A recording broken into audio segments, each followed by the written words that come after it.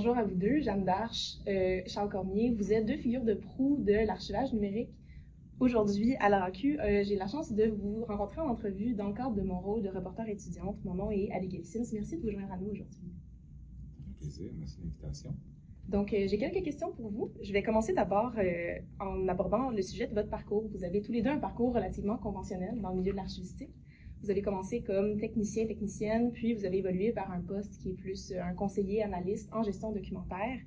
Là où il y a une petite divergence dans vos deux parcours, et c'est ce que je trouve particulièrement intéressant, c'est que Charles, vous vous êtes dirigé plus vers un milieu privé en commençant votre propre firme avec Chuck & Co.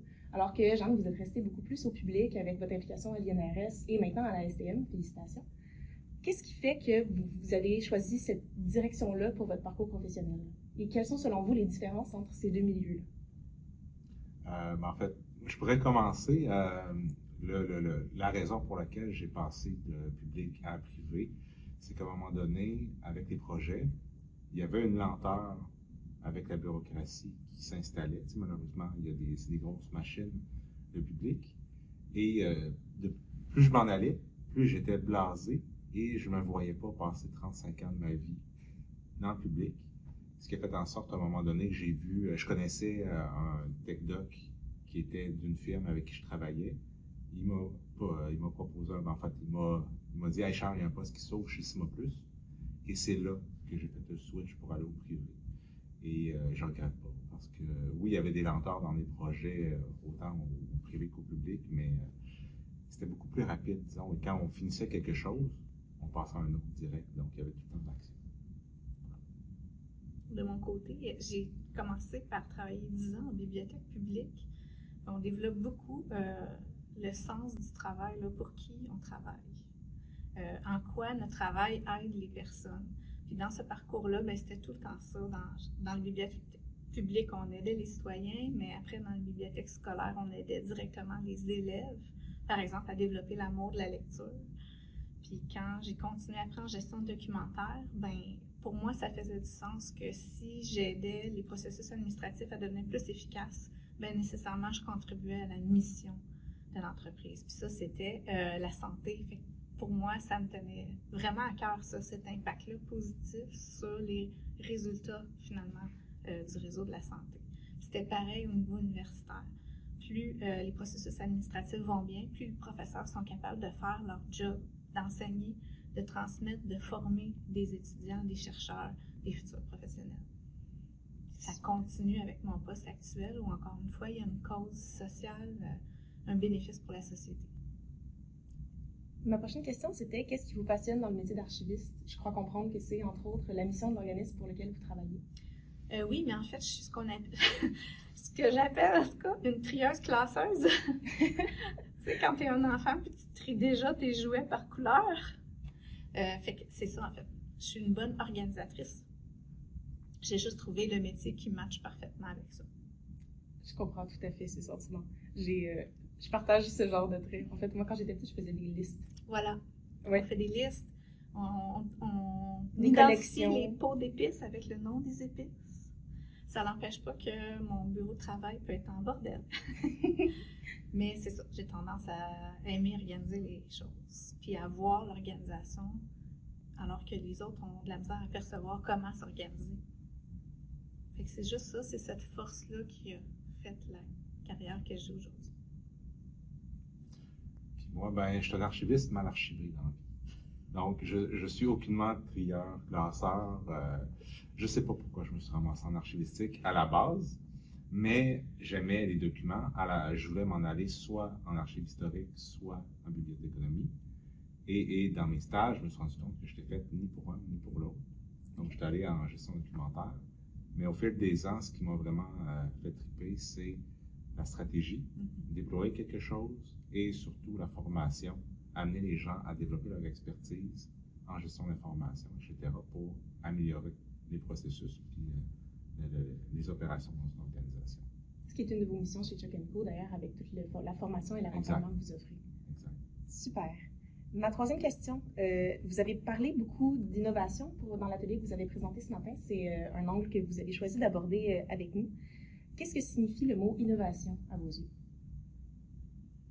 Ah, tu me regardes. Non. OK. Non, mais je peux y aller. En fait, pour moi, l'innovation, c'est être capable de trouver une solution à un problème concret, mais dans un angle qu'on ne voyait pas avant. Et qui permet d'améliorer l'efficacité ou qui permet de faire quelque chose avec très peu de moyens. C'est sûr que ça peut aller plus loin, mais à la base, c'est un peu ça. Oui, ça peut vouloir dire oser. Ça peut vouloir dire trouver une solution qui n'a jamais été utilisée avant, puis d'avoir le courage de l'essayer, de la mettre en place. On a beaucoup fait ça, dans le fond, dans notre carrière, de foncer, puis d'avoir des solutions out of the box. Vraiment. Pour moi, c'est ça. L'innovation, c'est penser différemment. Changer de perspective. Oui, Exact. beaucoup. Super. Pourriez-vous me raconter chacun un projet qui vous a marqué dans votre carrière d'archiviste, que ce soit d'une manière positive ou négative? C'est qu'on en voit de toutes les sortes. Est-ce qu'il y en a un en particulier qui ressort de votre carrière? Tellement de projets qu'on a fait dans notre carrière. Pour moi, c'est sûr que le projet que j'ai fait avec Alfresco en 2010 puis 2015, ça a été extrêmement formateur. C'était un logiciel qui était open source. On avait les bras dans la machine. Jusqu'ici, on pouvait tout apprendre, puis après tout contrôler.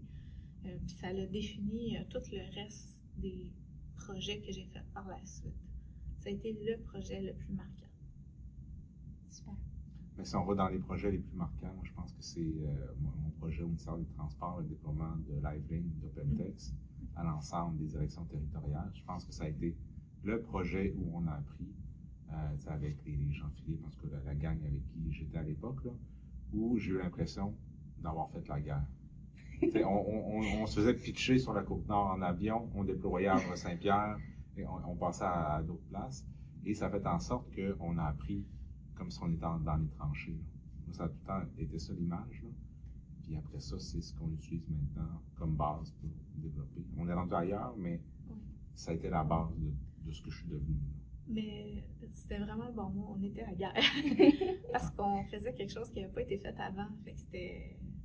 Être les pionniers en avant, c'est pas toujours évident ou facile, mais on apprend énormément. Ça peut être difficile de convaincre quand on voit tellement loin en avant. On dit non, mais c'est vers là qu'on s'en va. Oui, puis des fois, c'est plus difficile d'avoir l'adhérence des membres dans ce temps-là. Puis que pour nous, c'est clair. Oui. Ouais. Ben, clair. Il y avait des ajustements, mais l'équipe ou les gens qu'on déployait, le surnom de LiveLink, c'était Deadlink. À cette époque-là. Puis il y avait des mots moins polis, mais quand déployer des gars de construction, des gars de chantier, c'est pas la même game que des gens de bureau. Donc ça a été, c'est ça. Ça a été un chantier. Et une des personnes marquantes, c'était Jean-Philippe, Mackenzie, qui est ailleurs maintenant, mais il était aucunement archiviste. C'était un technicien de chantier qui est devenu analyste dans notre équipe. Puis lui avait le même langage que les gens de chantier. Il m'a appris beaucoup d'un point de vue plus foncé. Puis, une dernière question pour vous deux. Avez-vous des astuces à donner aux professionnels qui veulent faire une différence dans leur milieu de travail, qui cherchent à changer les choses? Bien, on se fait souvent demander comment on est devenu ce qu'on est devenu, mais c'est parce qu'on a eu la chance de travailler sur des projets porteurs. On a foncé dans des choses qui étaient très différentes, mais on s'est aussi beaucoup formé.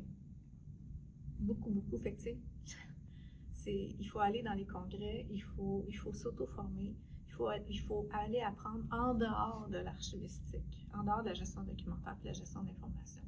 Parce que c'est là qu'on va trouver tous les trucs qu'on va être capable d'incorporer à notre métier. Un mélange de curiosité et d'audace, non? Oui. Oui, et de la petite peur qu'on a d'essayer des choses différentes, il faut le plus possible l'éteindre et être inconscient. Oui. Soyez inconscient. Je pense que c'est le bon terme. Là. L'anxiété, c'est quelque chose qui nous freine beaucoup. Donc, essayer de réduire l'anxiété. Il y a une conférence d'ouverture là-dessus, d'ailleurs. Donc, essayons. Osons. Voilà. Un excellent résumé. Merci beaucoup pour votre temps. Ça me fait plaisir d'avoir la chance de discuter avec vous. Puis on se recroise l'année prochaine. J'espère. Yes, c'est sûr. Merci beaucoup. Merci.